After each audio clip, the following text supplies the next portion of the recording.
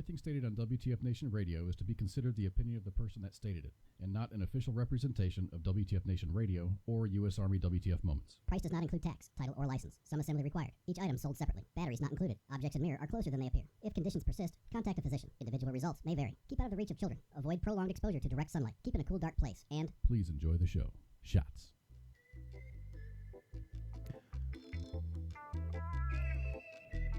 What's up, everybody? This is Kaz at WTF Nation Radio, here again for another edition of The Green Room with Jason and Charlie. I'd like to just jump right into this, but I do have a special announcement on behalf of the main page, which is U.S. Army WTF Moments. They have an effort right now. It's called Secret Santa. And what that is, and these are their words, it's the holiday season. This year we're hosting a page-wide Secret Santa. Everybody is welcome to sign up and play in the Secret Santa thing. And it's just going to be between folks that are members of WTF, the WTF page. All you got to do is follow that link, go to the Facebook page, go to our main page, U.S. Army WTF Moments, and there's a pinned event there. Click on that, and then there's a little procedure that you have to go through to get your name and address and whatnot there. And then what's going to happen, you have to sign up by December 8th. On December 9th, they're going to pair people up. And they're going to send everybody whoever their Secret Santa is. It's requested that you get your items in the mail by the 20th, sooner if it's an international shipment, because it does take a little bit longer. Yeah. And we're all going to have a happy Christmas. And, you never really know what you're going to get when you're dealing with other folks in the WTF Nation. That's a pretty cool idea. Be aware, idea, you very well may receive a potato. I've heard word that there are potatoes being mailed. So... Or you'll get that veteran that mails you a bag of gummy dicks. Gummy dicks. Hopefully, there's no glitter bombs out there, and Yeah, that'd be a dick move, a glitter bomb. But no, that's actually a really cool effort. Brighten up. This is really awesome. Some people's Christmases. Yeah, I don't remember if they did it last year or not, but this is the first time that I noticed it. So hell yeah, I'm going to push that. Yeah, we were with you guys around Christmas of last year as well, so I don't remember this either. We were with you guys, not with the main page. Awesome. Yeah, it's pretty cool. When I signed up this morning, and when I signed up, I want to say that there was like 260 people that have signed up already. That's cool, man. We've got like a whole other week. I'm gonna go check it out right now. What's the date? Yeah, we got 5 more days. Today's the 3rd. Yeah, you got to sign up in within 5 days. I'll put that link up a little bit later. Just go to the U.S. Army WTF Moments page. Go there, click on the link. It's a pinned event. Click on that. There's instructions, a little form you got to fill out. Yeah, I just brought it up. I just brought it up. It brings it up. It's at the very top of the page. Upcoming events. I just clicked interested myself, so yeah. I'm gonna take a look at it after the show and go where it goes. But hell yeah, man! So how's everybody's week, man? It's pretty great. It's good, man. I had a long weekend, and I got to go back to work tomorrow, so that's fine. Oh, boo. That sucks. Well, I had all that time off. I had 4 days off for Thanksgiving, and then I have my work schedule has, I have a long week and a short week. One week I'll work 5 days, the next week I'll work 4 days. So so it's like every other weekend I get a 3 day. Which is awesome. That's pretty cool. It is cool for the time off. I'd rather have the money, but hey, it is what it is. Yeah, I mean, it works out like being back in the military. You're guaranteed at least a 3 day every month. Well, I was never guaranteed a 3 day every month. I mean, with all of the days off throughout the month, we had all these bullshit holidays that were government days off. Mm-hmm. Yeah, with all the you throw all the federal holidays in there, and they get bullshit federal holidays too. Yeah, so that's what it works out. And I was aviation for the entire time when I was in the military. We were pretty laid back anyway. Christmas time comes around, and don't say. You do your day on day off schedule, but then you get some horse trading within the unit going, hey man, I would like to take leave and this, so anybody who has the families there, we would always work around that. And so the guys that were, in the barracks or single or didn't give a fuck, we would cover down for the other folks that would like to spend more time with their family. So nice. it always worked out. All right, I just got that link up to the Green Room page. Do you want to link it to the What the Fuck Nation Radio's page, Kaz? I already made a post on the. Oh, okay, nice. Yeah, I just shared it on our page as well. Cool. That's a badass effort, though. Hell yeah, I'm gonna check it out. It is. I mean, there's several. There's almost 300 there now that have signed up, and it's good. It's just going to grow throughout the week. The more information gets put out there. Hell yeah! Exactly. The more visibility it gets. And, this is just yet another reason why I'm proud to be part of this group. I mean, the voice of. I mean, we're the voice of this page, and this is badass. Like, this is really good effort. Especially for the soldiers that are overseas.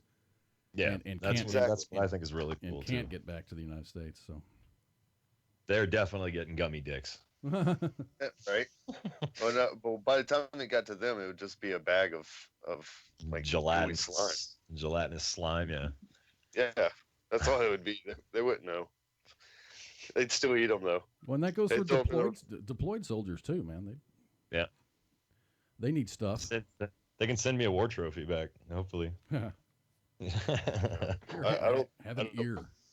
Yeah, no, not that. I'm talking like a pistol or AK something. Nice. You scratch my back. Yeah, but knowing where you're from, you'd send them something special. Oh yeah, I'm Colorado. I'll definitely send you a couple herbs. Like one of those acorn-sized nuggets you were showing us earlier. You won't. Dude, that nugget's fucking huge. It dense too. Those nugs was pretty. It's like white dwarf star dense. That shit's fucking ridiculous. Oh yeah. Well, shit. So did you watch any of the games yesterday? Oh yeah. I saw Georgia spank the shit out of, Auburn spanked the shit out of Georgia. No, you had it backwards. No, that was a story a couple of weeks ago. Actually, Gus Malzahn. His memory's going. He's blurring days. Well, I've got a contact high from you guys. Well, you're welcome for our service. You're very much. No, but see, a couple weeks ago. All right, so 3 weeks ago, 2 weeks ago. I've slept since then. Georgia got their asses whooped by Auburn. It was 40-17 was the final score. And actually, going off of the field, Gus Malzahn was overheard saying, "We beat the dog crap out of them." And dude, that was just motivation. Bulletin board material. Time. Yep. It sure as fuck was. They said that they had that video, that clip was amongst others that they played on a loop through the gym the entire time, from the time they lost that game through the time they went yesterday. Yep. They had a loop of all of the points they left on the field, all of the mistakes they made. That's motivation. That's a beatdown, man. Yep, 40-17. That happened 3 weeks ago. That's some damn motivation, though, because they came back yesterday, and see, I was pissed off as hell whenever that game started, man. Yeah. Auburn came marching down that field and got that 7 points real quick, and they took up a bunch of time doing it. Georgia didn't score the rest of the first quarter, but then the second quarter came around, and it was in case our listeners were wondering, Jason is a bit of a Georgia fan. That is the understatement. He's like Bieber level fandom. Yeah, come on. Fuck you. Yeah. And I'm not a fucking bandwagoner either. I've been with Georgia since, I mean, I was born in Georgia. I was born 45 minutes from the school. It was in my blood. All right, guys. Yeah. I'm no fucking bandwagoner. These guys have really fucking impressed me and really proved me wrong. I expected for us to be sitting where Ohio is right now. I think Ohio got shafted, but Oklahoma handed them their ass a couple weeks ago, or about 6 weeks ago at Ohio. Yeah, Baker Mayfield planted the Mayfield planted the flag in the middle of the O at the end of the game. Oh no. Yeah, that pissed some people off. Oh yeah, that was another one of those takes that was on replay. Yeah, going through that locker room, I guarantee you. Oh yeah, it was week 2, and Oklahoma won 31-16 at Ohio State. Yeah, and Mayfield grabbed the school's flag, Oklahoma's flag, ran around the field, and just ran back to the O in the middle of the field and planted it. Oh jeez. That was fucking. He had to apologize and shit. They made him apologize? That is kind of a dick move. Yeah. They stripped his captaincy about a week ago. They stripped his captaincy because he gestured at his nuts as he was walking on the sideline against Kansas. Yeah, it was. They stripped his captaincy and then benched him for the start, so he didn't get the credit for the start that game. Oh, bummer. Because people were offended in their feels. Oh yeah, well, I mean that is a bit outrageous, grabbing your nuts and stuff. I mean, I'm adjusting. I'm a guy, dude. I've adjusted my nuts 6 times since this fucking show started. What's up? I mean, it happens. Let me break out my notebook and put this on list of shit I didn't fucking care about. Hey, what's going on? It happens. It happens. People adjust their fucking crotch, Just the fact that he mouthed the words like "go fuck yourself" to him. I knew a guy once that adjusted his nuts going into a promotion board while he was in the Army. Everybody does Mike Golf. Yeah, that's awesome. Mike. What's going on? What's up, buddy? Not just Mike Golf. I'm out here camped in Mud Puppy's yard. What's up, guys? What's going on, Mud Pup? There's a little fucking party. I love it. What's going on, gents?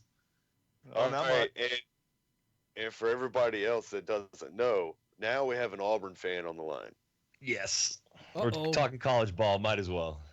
War fucking Eagle. Yeah. Dogs got to taste the fucking Eagle, and they ran with it. Yeah, go dog yourself. Hey, you know what? The dogs are in Oklahoma here in a few weeks too. Yeah, I don't know, man. Oklahoma looks pretty good. Mayfield, he's a shoo-in for the Heisman. That game kind of pissed me off a little bit just because I'm an Auburn fan, but the Dogs played pretty good. The things that really pissed me off was the cheap shots that they were giving Johnson.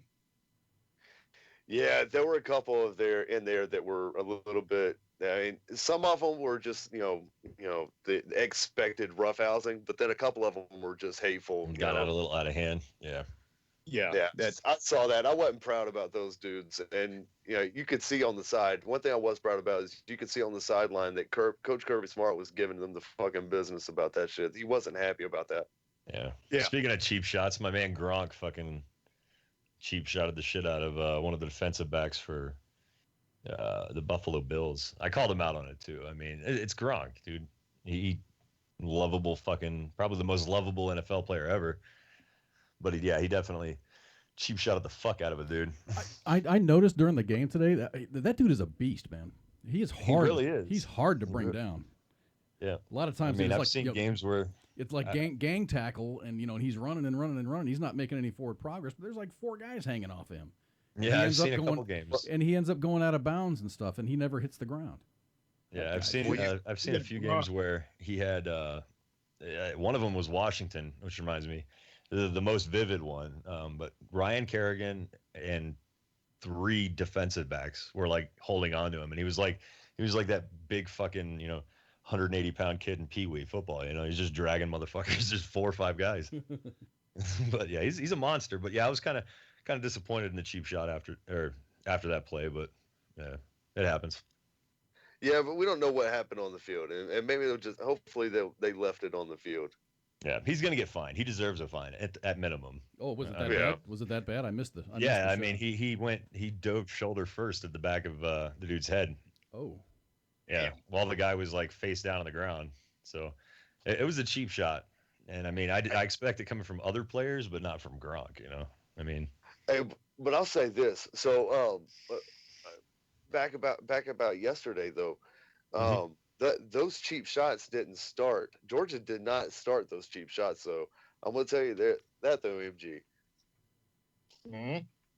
All right. They fit in a feud. They fit in a feud. Oh, hell yeah. They definitely retaliated, but Auburn came after Fromm, and like on one of his early slant routes that he was passing, Fromm got the ball out, and that defender still took him, grabbed him, and put him to the ground after the ball had left his hands.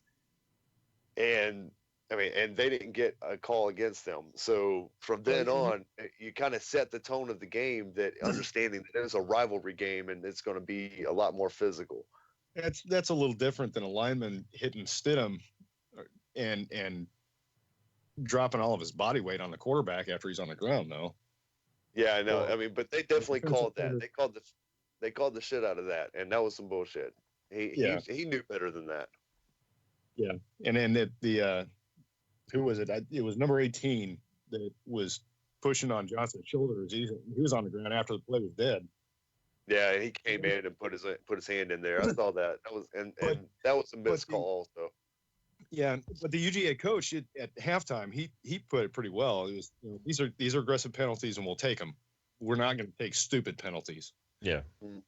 Okay, fair enough. Yeah, and where I live is literally on the Georgia-Alabama border.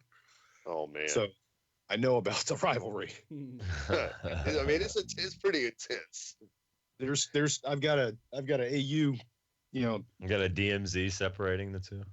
Yeah, it's called the Chattahoochee River. Right? Yeah, basically. Taking pop shots across the river. That's great. Auburn University car emblem on the back of my truck, and there's neighborhoods in Georgia on the other side of the river that I will not drive into. Dude, yeah, the rivalry is that serious. I was driving through Alabama. When I moved out to California several years back, I drove out, and I took the Georgia decal, the magnetic decal that I had. I took it off of my truck and I threw it onto a vehicle that was in the parking lot that was right. I mean, this dude was parked like an asshole, right? You got someone's car vandalized? No, I put the magnetic G on the emblem. I put the magnetic G on their car and I drove off. They do park like an asshole. So I had a trailer on my truck, and I was backed in the way back fuck of the parking lot, away from all these other vehicles, and there were parking spots all throughout the parking lot. You fucking got up on your shit. This asshole parked right in front of me, and I left enough room behind the trailer that I could back out and pull out, but I wasn't very happy about it. So I put that big magnetic. I mean, it was a pretty big magnetic G, and I was really disappointed. I was upset after I left. I was like, "Fuck! I spent a lot of money on that G." But then that dude's tires are getting slashed tonight. I put that. You got that. Oh hell yeah! I put that big magnetic G right on his fucking hood. Oh my god! I drove off, and I carried on driving on out to California. I didn't give a fuck. And it was awesome because he had Auburn plates. All right, so I mean, it was I would have put it on like the back of his car, so no one would. So he doesn't see it. So he didn't see it right away. So he drove around for it for like fucking a week. I do that. I graduated from the University of Texas, and where I work, there's a lot of A&M engineers that I work with, and they have their A&M belt buckles and A&M shirts, and they're really, really proud of their school. Well, I've got a stack of Longhorn magnetic stickers. And just every once in a while, I'll throw a Longhorn magnetic thing on the back of their truck or something, and it'll be there for weeks. That's great. Yeah. Now I'll tell you, as far as why do my tires Texas keep getting teams slashed? are concerned, the Longhorns are I like them hook'em horns when it comes to Texas teams. I hate burnt orange. Oklahoma is my father's alma mater. So yeah, I'm not a big. I don't like Texas. I like the rivalry. The Red River rivalry is probably one of the best, rivalries in college football, in my opinion. I think so. Yeah. No, Michigan State. Michigan State, or Ohio State, Michigan. I said one of the best. I didn't say the best. Or Michigan, Ohio State. And yet the oldest in college football is still not being mentioned. We were just talking about it. What? That is, I mean, Maybe? no, Auburn, Georgia. Yeah, that's another rivalry. Yeah, I mean, there's some pretty good rivalries, and I mean, Oklahoma crushed TCU. Yeah. Well, in 41-17. In my defense, the only reason I'm an Auburn fan is because VA Voc Rehab is sending me to Auburn as soon as I meet the prerequisites to transfer into the school. Nice. Well, So you got to be proud. You got to be proud of your school. You know. Oh, yeah, I mean, I'd be proud. I'd be proud of that. It's a historic school. Like a lot of those colleges are like fucking historic. They're It's a native school. Yeah, that's a good shit, man. Proud of you. Appreciate it. Hell yeah, man. So speaking about Oklahoma, all right. So we got this Fox Sports article here. Oklahoma Sooners make college playoff as number 2 seed, and then they start talking about Alabama. Alabama is in. The Crimson Tide got the nod over Ohio State and will play Clemson in the college football playoff on January 1st in the Sugar Bowl. Oklahoma and Georgia will meet in the Rose Bowl semifinal in a few hours earlier. Tide or Buckeyes was the question facing the selection committee, the toughest call in a 4-year history of the playoff. So what do you guys think about this? This is Wisconsin. This whole thing with Wisconsin, man, they tried so fucking hard. They finally got in top 4. They finally got the respect, and then they just choked. Yeah, and see, I was kind of disappointed. And I think cool. If they had won, if they had beat Ohio, they would have been in. But they're a 1-loss team that took a loss to a 2-loss team. Yeah. In the conference game, so that's what knocked them out. Yeah. It's really disappointing though, because they played some fucking ball this season. They were contenders. A lot of people weren't giving them respect, but I mean, it's just they folded. Did they just run out of gas, or they just didn't show up? Well, I mean, it looked like a little bit of both. You know, the guys that did show up ran out of gas. It's just Ohio. They kept it tight for the first quarter, and then Ohio just ran away with it. Yeah, they got, as soon as Ohio got a breakaway, the team just lost all motivation and they stopped playing. And you can't. I'm a Pats fan, and I'm about to use this word. They were deflated. I see what you did there. Yeah, I mean, amazing. But yeah, it was sad, dude. Ohio took the wind out of their sails, and it was it. Yeah, I mean, it was a close game, 27-21, but it's not as close as it sounds. Yeah, and that's what happened with every game that was played yesterday. Every game that was played, one team ran away, and the other team was deflated. Like, the other team just lost it. Yeah, no doubt. I feel that because I mean, Oklahoma's what 41-17 over TCU. That I mean, TCU was hanging in there. Serious, yeah, TCU is a serious. You know, people were giving them a legitimate chance to beat Oklahoma. But I was hoping they would. They're a good team. They're a good program. They are a good program, but I mean, they just folded. Yeah. Now you got the Heisman Trophy front runner going against Georgia next. What like 2 weeks, 3 weeks? 3 weeks on the first. Yep. Yeah, they're gonna have their hands full with him. They're gonna have Georgia. Yeah, but see, Georgia's secondary is unmatched, man. Yeah. And the defense, dude. All right, so Oklahoma hasn't played in the Big 12. No one in the Big 12 has been able to cover freaking Anderson or Andrews. But nobody in the Big 12 has a defense like the Georgia defense. Oh, no doubt. I mean, you've got to take that into account, man. It's going to be a game, man. That's going to be a damn good game. I mean, there's not really a program that's close to what Oklahoma system does at SEC. So. Yeah. So I mean, it's going to be a good game because these guys are going to look at each other, and it's going to be a physical game, but it's going to be entertaining. There is the spread with Georgia Tech and the option that they run. So Georgia still does face opponents. Like, I don't know, man. It's going to be good. It's going to be a good game. Like, I'm not going to say Oklahoma's going to win it. I'm hoping, because I want to see them get another championship. Since what, 2001, they haven't gotten a championship. So I'd like to see it, but it's going to be a tough. It's going to be a tough game against Georgia. It really will. A bit longer for Georgia, though. Georgia, it's been a good while since my dogs have had a fucking. I don't care about your dog, man. I care about my father's alma mater team. You know. Well, see, are you trying to turn me against my dog so I'll pull for your father's alma mater? That card doesn't work with me. Not when it comes. Not at all. That's not what I was trying to do at all. Well, that's good. I'm just letting you know that doesn't work when it comes to Georgia football. All right. I mean, yeah. but meanwhile, back in this article, man. So the Tide are the Buckeyes. All right. So we've got Alabama. Alabama has a really good resume when it comes to the national titles, especially here lately. They're the Patriots of college football. Saban, dude, I hate the dude.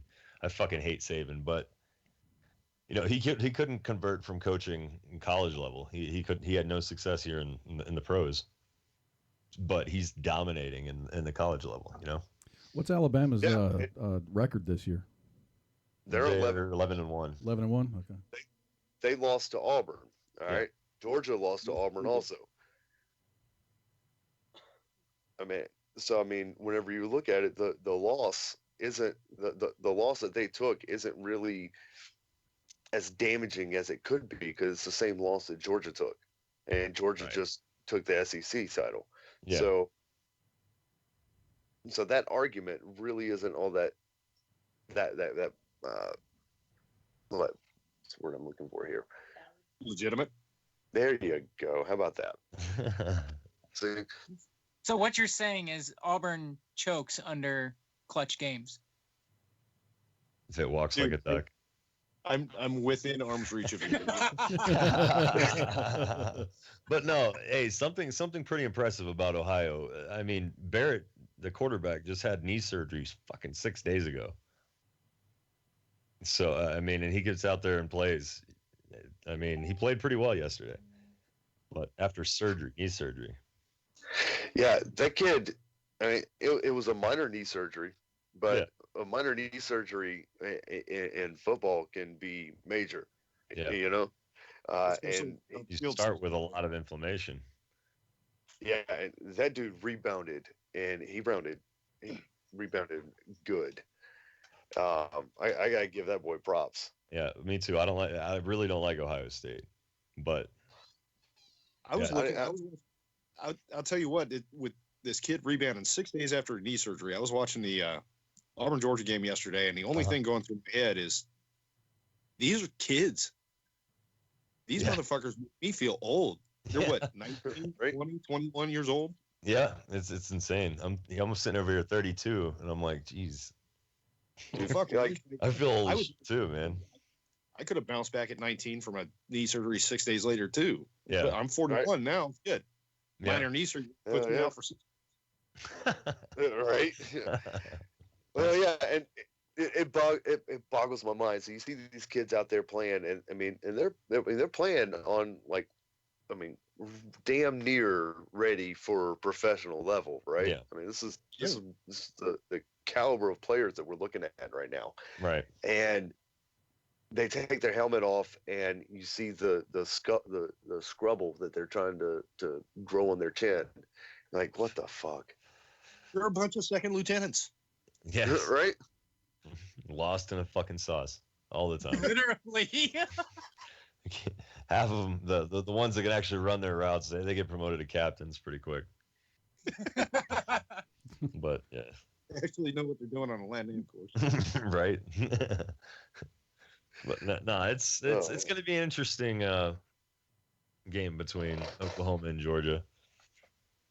Oh yeah, I'm excited for it. It's going to be. I think it's going to be a really good game, because Oklahoma's offense against their defense is going to be probably the biggest test of the season for them.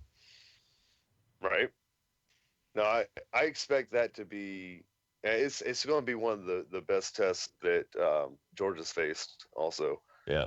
And I mean, if freaking Lincoln Riley can get, to the championship in his first fucking season, I mean, I think that's going to relieve all the doubters after, because, this is his first season. Bob Stoops has been in charge of this program for a long fucking time. So, like, people were legit concerned about who his successor was going to be. But, I mean, if he advances to the national championship game his first season, it's going to be insane. What the hell is that? What is going on? Oh, yeah. So, guys, I'm sitting outside on my porch like a fucking dumbass, and I didn't even realize that my neighbor went out of here with his fucking coal rolling. He rolls coal in his truck. What a dick. Yeah, he's one of those guys. Those are the clouds that I like to have. Right? Like my clouds, the clouds I like are white. They usually are coming from my lungs. I'm waiting for Mud Puppy to smoke me out since I'm camping out in his yard. Oh, you guys got a fire going? No. No, dude. So I'm still waiting on Mud Pup to get up here and help me work on my car, and I'm gonna show him what. Mud's a busy guy. Yeah, he is. Yeah, he is. Dude. All right, man. So when is that motor going in that fucking vet? Okay. I looked at the vet today. He's got a lot of wiring and shit to deal with. I got to pull all the main wiring harness out still, because obviously going from fuel injected to carbureted, so I do not need an engine harness anymore. So that's all coming out. It's up on blocks. It's missing fenders. There's no engine in it. Of course, it's fenders. The whole front end's off of it. Well, the engine. What year is it? Not in it. 84. Oh, nice. Yeah, I was about to say it's about 80, 85. Yeah. Yep. That's gonna be pretty badass though. All right, do you have any other engines laying around though? Like, you just gave that one away. I'm just curious. I know somebody that could use one. I got a 70 block sitting back there, but that's a big boy block. Yeah. Yeah. I don't think that's gonna go in my 38 coupe. Probably not. I told you I can put an LS in that thing. I might be able to shoehorn in. LS it. That's everyone's default response to cars. LS it. LS. Yeah. I mean, could you imagine it? If it goes out, you're only out maybe $1,500. You can go to the junkyard and get a new one and put it in. Yep. That's what I'm saying. But could you imagine an LS and a 38 coupe? Man, that would be, dude. Yeah, you get one of the big ones, one of the newer ones out of the 2500s, which is the 6.2 liter. It's pushing a lot of weight. That 38. She got a fat ass. It weighs as much as a full-size truck. Yeah. About a 2500. It's got a fat ass, dude. That's what she said. Yeah, I can't wait to see that thing running though. I mean, I've seen pictures of Jason's 38, and it looks like it's going to be a fun car. Well, I was originally just going to leave the patina that's there, the rust and stuff that's on there, because it's just surface rust. I mean, nothing through the you should have seen I just showed Mike Golf a picture of the motor, and his jaw just hit the ground. That's awesome. Your motor or my motor? My motor. Oh yeah, dude, that is a badass fucking motor, man. Oh shit. That's at 70. Holy shit, dude. No, it's my stock block. 70's for when I blow this block out. Gotcha. All right, so I want to address some of the comments that are coming into the chat here on Facebook. We're saying Bama is media's paper champion. I can see where that argument is being made, just because Bama is everybody the poster child of modern college football, right? Yeah, they're the poster child, but they earned that fucking title. They earned that attention. It's not like Bama doesn't fucking deliver. And I can't stand Bama, all right? I don't like Nick Saban. I think he's a bit of a douche. And a lot of people are convinced that he's Satan himself, Satan reincarnated. For those who are saying that Alabama is the media's paper champion, I would like to point out that Clinton was also the media's paper champion. Just like to throw that out there. Enjoy your suicide. Wait a minute, he's in my house. Shit. I hope it's painless. No one talks about the Clintons. So we got the Army Navy game coming up next week. Yeah, it's going to be pretty cool. This is and see, this is one of the first years that the Army is actually favored. Yeah. Yeah, I think with the Navy's about average. With the 6-5 record, Army's got they're going in 8-3. Mm-hmm. Yeah.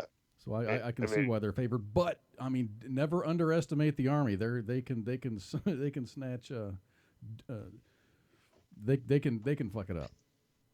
Yeah, well, I mean, they're really good at chunk plays too. Yeah. Like they eat up a lot of yardage between the 20s.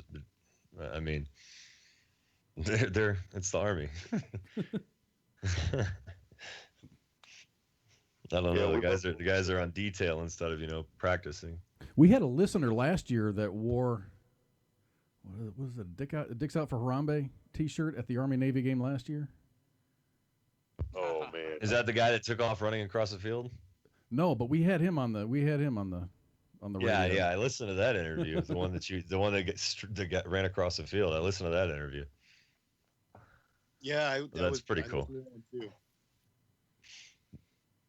But no, it's pretty cool. They actually had the Pats up here because I live, 20 minutes from the Air Force Academy, and after their game against the Broncos a couple weeks ago, they actually stayed here in Colorado Springs for an extra week because it's similar elevation to where because they had to play Mexico or play in Mexico the next week against the Raiders, and yeah, I mean.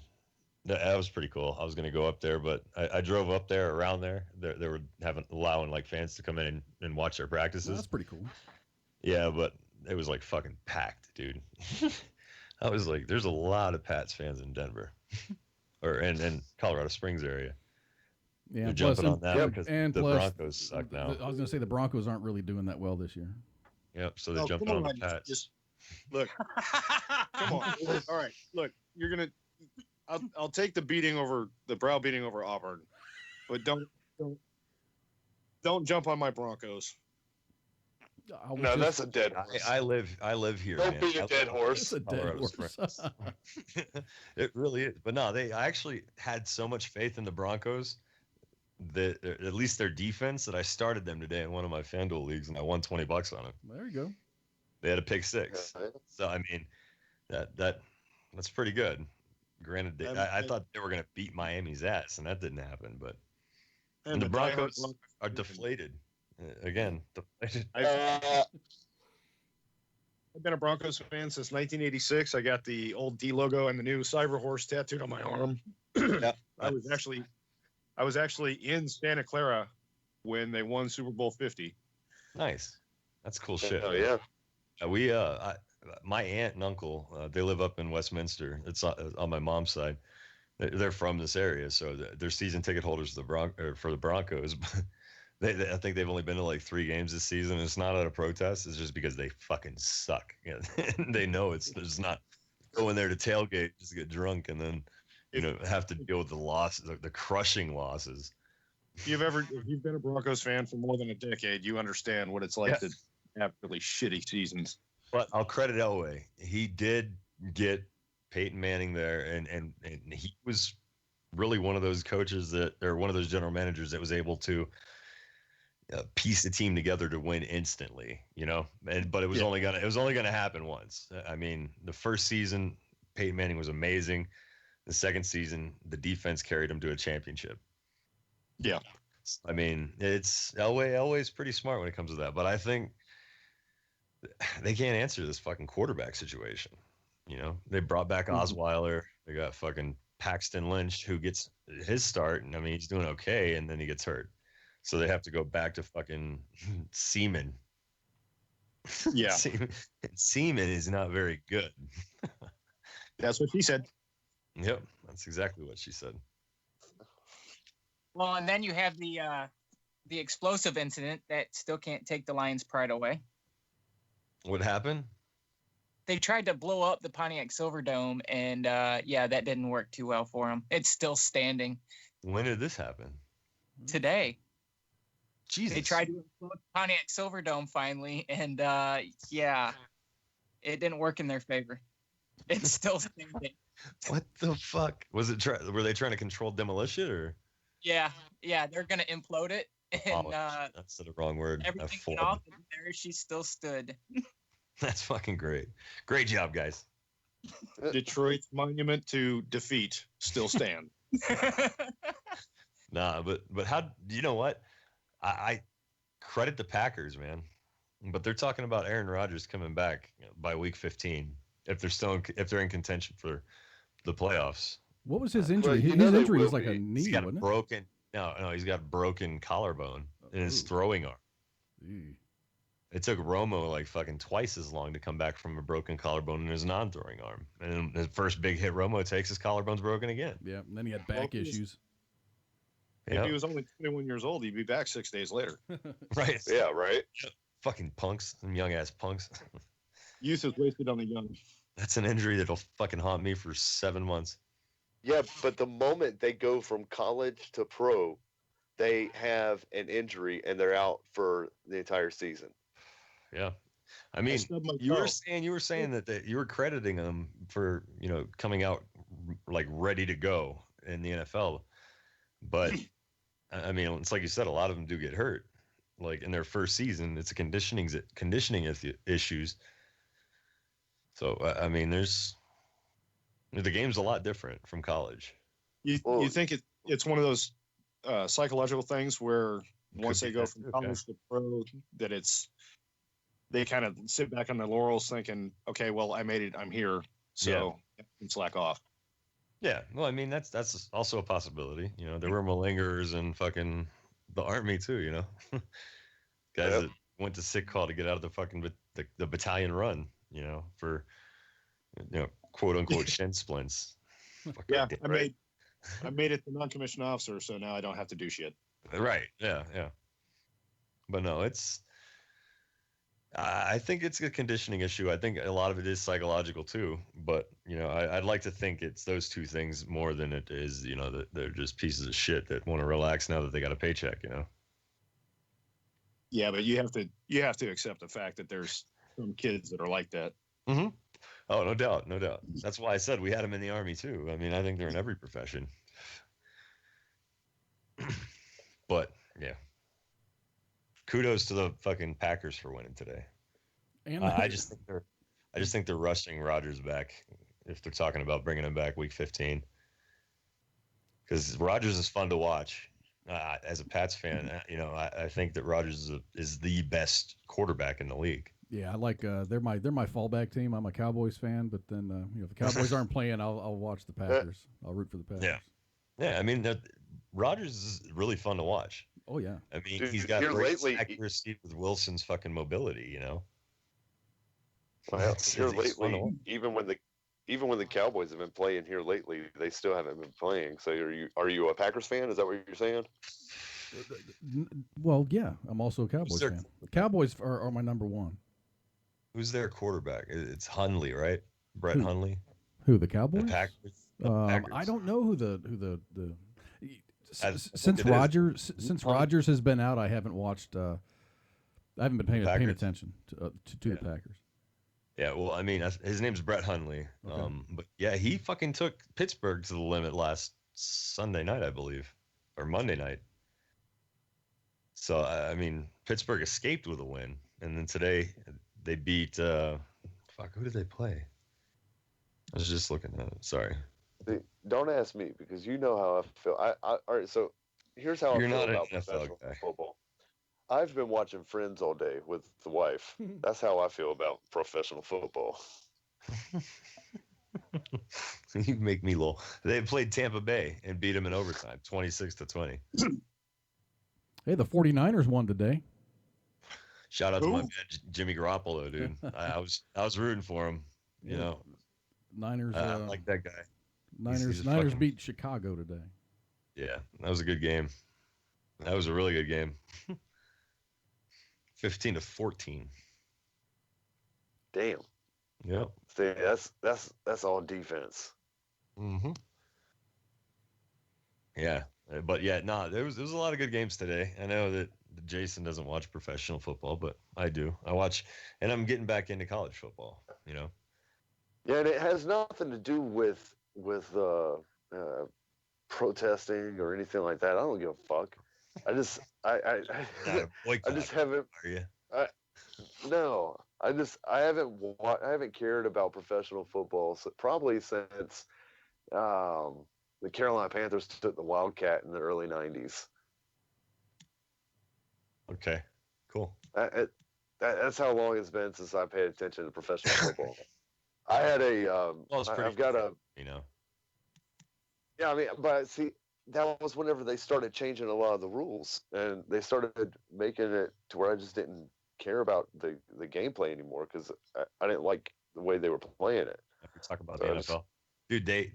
The best thing that they've done since Goodell's been commissioner is allow the touchdown celebrations. They relax that shit. I mean, it's pretty fucking funny watching, these fucking grown ass men playing Duck Duck Goose. Right. I think they had the Ravens today doing like a tug of war. They had Pittsburgh a while back, fucking doing hide and seek. I mean, these fucking touchdown celebrations are pretty fucking funny. I'm glad that Goodell. That's probably the best thing I'll ever say about Goodell, is he allowed that. But other than that, fuck Goodell. Yeah, I do like it. I was watching a game. I did watch a game. I can't fucking remember who was playing, but dude got a sack, and after he got the sack, he got rolled off the field like a sack of potatoes. I thought that was pretty fucking funny. Yeah. But no, it's pretty cool, man. I like the fact that they allow touchdown celebrations, and whenever they make a good play defensively, they don't get penalized fucking 15 yards for high-fiving their fucking teammates. It's dumb shit like that, man. Or being rolled off the field like a sack of potatoes. Yeah, I mean, for the longest time, they were referred to as a no fun league, Right. But now, I mean, it's pretty fun to watch now. But college football is also fun to watch. Go ahead. I've gone over it before. I think a lot of the passion gets lost from the separation between college and professional. Yeah, no, I can see where you got that. But that's just my humble opinion. That's all it is. But anyway, no. So all right. So now we've got Georgia and Oklahoma playing on the first, and then we have Alabama and Clemson. Now that's going to be a hell of a game there. Right. Well, if anybody can beat Alabama, it's Clemson. Yeah, no doubt. That's going to be a good game too. Or Auburn. Auburn did it too. Yep. Oklahoma did it. I mean, with and following on that that logic, if we follow that logic a little ways, if Auburn is the one that beat Alabama and Georgia beat Auburn just the very next week, we might, if it comes down to, if Alabama takes out Clemson and Georgia takes out Oklahoma, I would love to see an all SEC championship just because it's a potential. I think that would be pretty fucking badass, and I would love to see Georgia put Alabama to shame. Yeah. Well, I mean, there's that rivalry. You think it'll be a defensive battle, or do you think it's going to be a high-scoring? Oh, hell yeah, it would be a defensive battle. It's going to be a defensive battle until one of the defenses get tired out. Yeah. It's going to be a real physical game. Right. Now, if either of the team, however these games are going to play out, and they're going to play out pretty much the same. It's going to be whatever team can strike hardest, fastest, and be able to make that impression on the other team that says, "Hey, we're winning this game," and that's it. But I think with where we're going to see the biggest head battle is going to be between Clemson and Alabama. Yeah, no doubt. I get that. But the game that I'm going to be paying the most attention to is going to be the Georgia-Oklahoma. Yeah, it's going to be a good game, I think. It's got a potential to be a blowout. It really does. And it either fucking team can pull it off. Yep. But that's going to be a hell of a game. Yeah. I'm really interested. I want to see what the Oklahoma defense. I'm curious how they're going to cover the Georgia backfield, because the three guys that we've got back there, it's almost impossible to cover them all at the same time.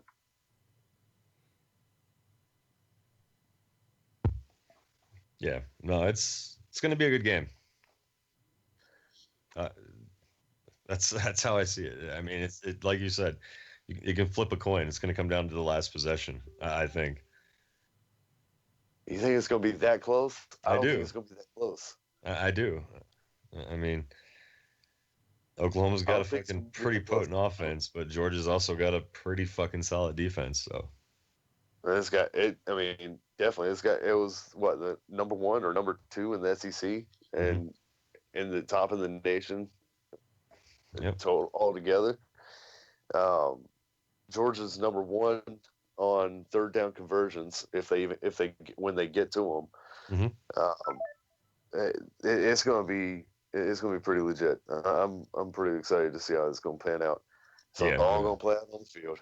We can talk about it for days, and we will. Yeah, we're definitely going to be talking about it leading up to it. We're going to have a few shows between then. So,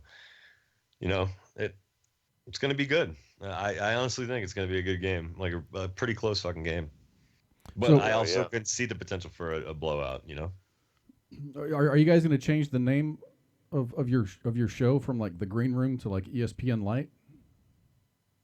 I don't know about that. Well, I don't know, because ESPN has become like the MTV of sports. Yeah, right. I'm just waiting for them to start broadcasting reruns of Teen Mom OG and shit like that. Right. And then once we come back off this break, I'm gonna have I got some articles that we're gonna go straight into talking about reefer. So I definitely don't think that we need to go ESPN Light. Okay. Yeah. No. And Louis gonna try to give us a call after the break as well. Yeah. So he's gonna be great fun to have on. Is that? Oh yeah. Now Louis is a Wisconsin fan. He's a Badgers fan, and it might go sports. It might. It's definitely going to go back to sports. So I think we're going to have to come back finishing up about the sports, and then we're going to go in talking about. We got some pretty interesting articles coming up. Alcohol sales. That's interesting. I can see where that would be affected. Yeah. I mean, obviously. So we're going to come back talking about some alcohol sales, and we've got Indiana has some pretty interesting controversy going on right now between the governor and the state's attorney general. We're going to talk a little bit about, and we've got some more miscellaneous reefer news. Go over and talk to you. Definitely going to go over our why reefer madness is bad spiel. I feel that. Yeah. I feel that coming. Yeah, it's sad we have to go there again, But it's ongoing.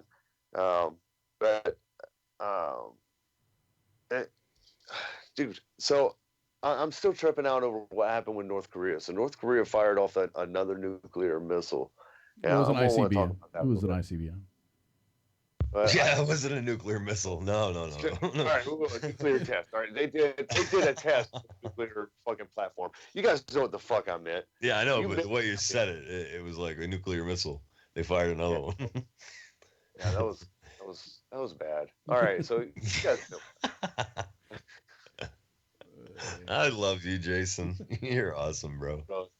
Dude, this is why we're Jason and Charlie, man.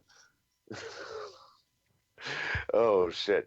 I feel it. All right, before we go into this, we got a couple minutes before we go into this break. Do you reckon that North Korea will actually perform a nuclear test out over the water? I don't think so. Eventually, I think eventually they will. I mean, because we're not doing anything. Our sanctions aren't doing shit to, deter their government from doing anything. Yes. Until China's on board, until China's fully on board with, ending their fucking trade with North Korea and, actually taking part in the, sanctions with the U.S. and the rest of the world. Until that happens, North Korea is going to keep going unchecked. I think that I don't think that they'll ever test a nuke over the water. What I think will happen is more likely to happen is they have a malfunction and one of their missiles lands in Japan. And then it's World War III. And then bad Was stuff. that, well, I don't know because those malfunctions. When you China said said malfunctions, they wouldn't. were you using the air quotes? No, I wasn't using air quotes at all. Okay. I just because I've been of the mindset that there was going to be an air quotes malfunction. I've been or they won't stop until there's like a Chernobyl there. I think until there's a nuclear meltdown, and then the rest of the world has to come to their aid because their country's ran by a fucking child. Well, they've already got that going on with their nuclear test site collapsed. Yeah. All right. I mean, there's nuclear debris making it all the way south of the DMZ into Seoul. Like they're not even just trace amounts that you have in the air already. No, I'm talking about like a full-scale fucking Chernobyl, where parts of North Korea are uninhabitable for the next thousands of years. I think that test site is going to be one of those places. I think that's what I'm trying to say. Is I legitimately think, because we don't get all the news out of that country. And so but we're talking hydrogen. You're talking like a hydrogen bomb detonation that caused a collapse and leakage. I'm talking like a plant with 100 or 1,000 times the nuclear material or the uranium or plutonium, in it that melts down. Like the Japanese reactor that melted down after that earthquake and then tsunami, Right. Fukushima. Yeah. No. Yeah. Until something like that happens, I don't think North Korea is going to stop. Because that's going to happen or it's going to be war. Like Kaz said, missile goes over Japan and malfunctions and lands. That's World War III. Yeah. China said that they wouldn't back them if they were the first to, if they were the antagonist in starting the war. Exactly, the aggressor. So, but I mean, the U.S. would retaliate, or Japan would retaliate. Well, with the malfunction, or I mean, if that's what it comes down to, would a malfunction be considered an aggressive act? How would China perceive that? I think it would be. I think it would be considered less than. It wouldn't be ranked as high as an aggressive action. Like they didn't bomb. Yeah, it was like a declaration of war. Right, yeah. But I think that would. I think that would help to unify the international community. Yeah, right. That's what it's going to take. I mean, I think that's going to be a big part of it too. Is going to be public pressure from the rest of the world. Yeah. Yep. Hey, so what do you say we take about a 5-minute break? Sounds good. I've got the worst cottonmouth right now. Okay, well, go hydrate yourself and get some munchies, and we'll be back in about 5 minutes, everybody. Sounds good, brother. Oh, yeah. All right now. Hey, Ross, how you doing? Good. Hey, I got a question for you. Okay. Hey, when does the SWAT team actually become a terrorist attack team? Telephone number. And when they come busting in someone's house at 4 o'clock in the morning with no kind of warning, with machine guns, 45s everywhere. What'd you have in your house? 4 ounces of weed. All right, thank you. So what's? I'm not a criminal, man. I smoke pot. The only thing I do. I'm sorry. I believe pot's illegal. It makes you a criminal. And in most countries, I've been into most countries. I understand that. I've smoked pot and hash all over the world. Well, it's illegal in other countries. It's illegal here. Right, but I mean, we all know pot's not a problem. No, I understand that. It's still illegal. It's true. Thank you. Do they have the right to bust down my door, throw a bomb in there, and Is come your- in there with machine guns? Is your door laying down right now? I put it back up. Okay. But they actually knocked it down? They knocked it down. I'd probably say they they can do it that, then. But I had to put it back up, and they threw a bomb in my house. Yes. That exploded. What did it do? Was it a gas bomb? I couldn't tell you if it was a gas bomb. Did it kill anyone? No, but it scared my cat so bad. Of course. That's what those are considered in the industry cat bombs. WTF Nation Radio.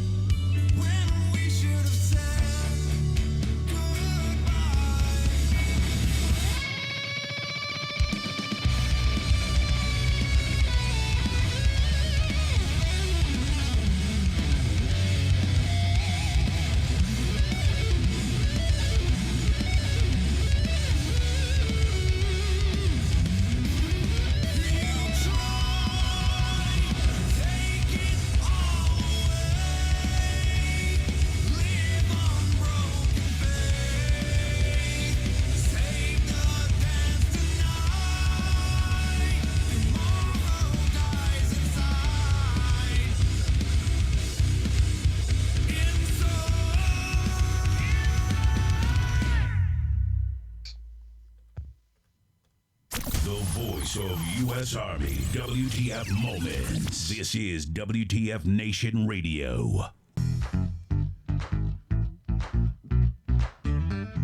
Here we are. We're back. We are back. Oh, yeah, we are. How is everybody doing? Yeah, we are. Glad everybody made it back. WTF Nation Radio, you're on the air.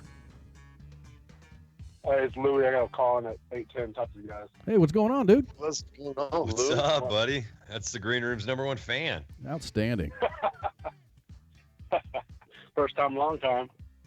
Hell yeah, it is, man. How you doing, brother? I'm good. I'm good. A little upset, but I'm good. Yeah, you guys kind of got the shaft. Yeah. It's because of that L, man. What? What? It's because of the L that you took. It's not because you took an L. It's because of who the L came from. They weren't sold on Wisconsin to begin with, though. So. Hey, but your Packers won. Well, that's debatable. Does that ease the blow a little bit? You know? No, that's debatable too. There's the Tampa Bay Buccaneers crowd loud. Come on now. Well, I mean, the Bucs with Jameis Winston. It's not like they had fucking Ryan Fitzpatrick back there. I mean, Jameis Winston to freaking Mike Evans is like a pretty fucking notorious, QB wide receiver. They get points. Yeah. But you guys beat them. The win's a win, man. I'd rather have an ugly win than a pretty loss, You know what I'm more interested in? What? I'm more interested to know whether or not you're going to eat that Pop-Tart. Oh, yes. So we have this sports group, a little bit about the Pop-Tart. We have this sports group that we're in. And, we always talk shit to each other. It's on Facebook. And one of our members bet another one of our members that the Redskins were going to beat the Cowboys on Thursday, right? Yeah. And if the Cowboys beat the Redskins, he would eat a Pop-Tart with mustard all over it. Yummy. And he did, and he filmed it. And he said it was probably the most disgusting thing he's ever tried in his life. So this Pop-Tart has become like the measuring stick for punishment whenever we make bets in this room about teams. Well, now you got to up it. You can't just do mustard anymore. Now you got to do like sriracha. Yeah, I'm talking about like get some ghost chili or Carolina Reapers and film that. Here's what I got. I got blueberry bagel, and I got soy sauce. Oh God, that sounds disgusting already. Oh God. And crushed red peppers. That's what I came to today when I was thinking about it. Like, what can I do? Because I didn't have no Pop-Tarts. All I had was the blueberry bagel. All right. Pop-Tarts are my go-to munchie, by the way. He almost ruined it for me with the mustard thing. All right. So, all right. No. I'm down with that. Like, I get that. That's a pretty good sickness. You need to add some ketchup. You need ketchup. And that will, because it has to be topped with a condiment. Soy sauce isn't a condiment. That's just Chinese cooking juice. I can do mustard too. What do you tell me what to do? You say Chinese cooking juice? Yeah. Right. I thought he said Chinese cooking Jews. No, dude, that's what I thought. Oh, really? Oh, what did you? Oh, well, I guess I can tell you what Pookie got to doing. I'm not cooking no juice. I guess I'll do that tomorrow then. I'll be a man of my word. You kind of made me feel bad when you talked about integrity and this and that earlier. So you're welcome for my service. I'll do it for you. Yeah. I'll do it tomorrow. I bet you won't. And we'll post the link on the Green Rooms page. We'll post. No, I bet he will. All right, now, are you going to do this on your page? And you need to do it on your page and have it public so that we can share it on the page since we talked about it tonight. No. Come on. Come on, Louise. Okay. All right. I'll do it on my page. I'll do it on my page, make it public. What should I be? What? Ketchup, soy sauce, what? Yeah, all of the above. You can. Well, I mean, let's not get ridiculous with it. I mean, I think he had a pretty good concoction there. The bagel with the soy sauce, topped in ketchup, with sprinkled a little bit of red pepper flakes on top of the ketchup. I think that's okay. Yeah, that works. Did you tell me what? Godspeed. It's going to ruin blueberry bagels forever. Just spread some brown sugar on top there. I bet that the Badgers would beat Ohio State yesterday, so that was the bet, and I lost. So that's what the I mean, they had a really good fucking chance. Yeah, they should have taken that game. Like that was y'all got robbed early on, and it went downhill from there. Yep. But it comes down to quarterback play, and that kid is not. He ain't made for the spotlight, and I don't know how you can have major college football team in the state and not find a quarterback to, make a difference. And that's the way it's been for years and years and years. They never had a quarterback that's a game changer, except for they had Russell Wilson for that 1 year, but that was it. Yeah. Right. If the NFL was like the Major League Baseball, Rodgers could go down there and play for that championship. You just send him down to the back. Right. Yeah, I heard Kaepernick's looking for a job. Yeah, for real. Yeah. Right. He's going back to school. He's going back to school. I actually heard he's getting an acting job here soon. Oh, really? Now, did he? What kind of acting? Acting like I don't know. People acting like he's pissed off. I don't know. No, legit like he's gonna be in a movie soon. Shut up. I bet that's a movie that I would watch. Oh, I won't watch it either. No. And not even because I don't care about his politics. I never cared about his politics. I only cared about how the boy played, and he's another one of those. In college, he was fucking great. He got into the pros. That first season, he was fucking on it. That second season, and then on, he fizzled. Then he got benched for Blaine fucking Gabbert, and then he decided to take a knee against injustice after he was benched. Yeah, but why?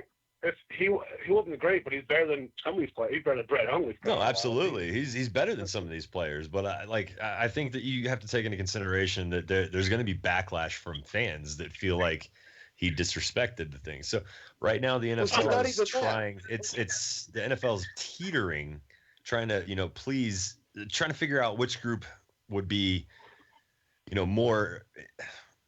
Which one would be more impactful if they decided to fucking fully boycott the people that, support Kaepernick's protest and they're boycotting the league because he doesn't have a job, or the people who will boycott the NFL if he does get a job, See, this boggles my mind. The NFL just dropped a bunch of money on some social justice shit, right? Yeah, I read about that the other day.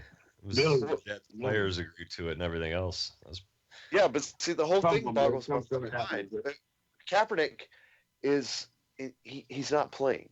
All right, he's not in the league, and he wants to be in the fucking league, but he's just going to sit there and talk mad shit about the league that he's trying to play in. He's suing the yeah, that's a good way to get a job. You don't get to act like that towards a potential employer and expect to fucking get hired. Yeah. All right. It's a lawsuit. I haven't heard anything from lawsuit. I mean, I fully support his right to take a knee. I really do. Just like I fully support the owner's rights not to sign him, because he will affect the profit margin for those people that want to fucking boycott for the team signing him. Maybe the CFL will take him, which I mean, I don't see why they wouldn't, because the Canadians are as apologetic as fuck as it is. Maybe he just I just shot you. I'm sorry. Maybe he just doesn't want to fucking live and play for the Saskatchewan fucking Wolf Cub, I mean, I don't know. But I don't think he's ever going to see. I don't think he's ever going to take a snap as an NFL quarterback again. Honestly, if I'm wrong, I'm wrong. I think you're right. He would by now. I mean, I just think he had a chance until he fucking decided to sue the league and subpoena owners of teams. For what is it? It's another one of those collusion cases, like with the fucking election. Oh shit, the Russians. Bro, I'm waiting to find out Hillary was involved. Oh shit. Oh, I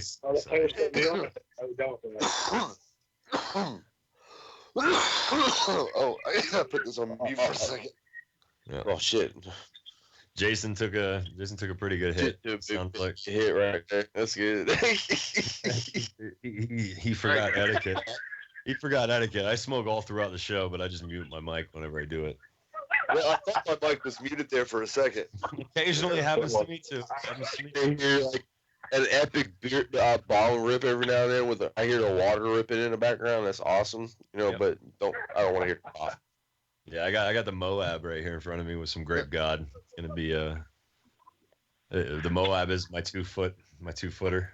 Okay, you're throwing out names here now. What the Moab is your bong?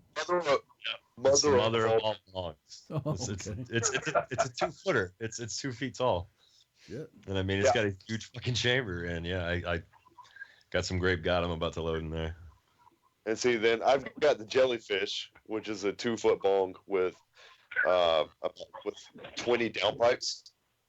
That's awesome. And whenever you're pulling through it, it looks like a jellyfish. But that was a gift, right? Yeah, that was a gift from my buddy Alan. Yeah, I got my fucking dab rig though. It's Illuminati. I just call it Illuminati. I haven't done a dab yet, man. I really want to try one, man. Who's that?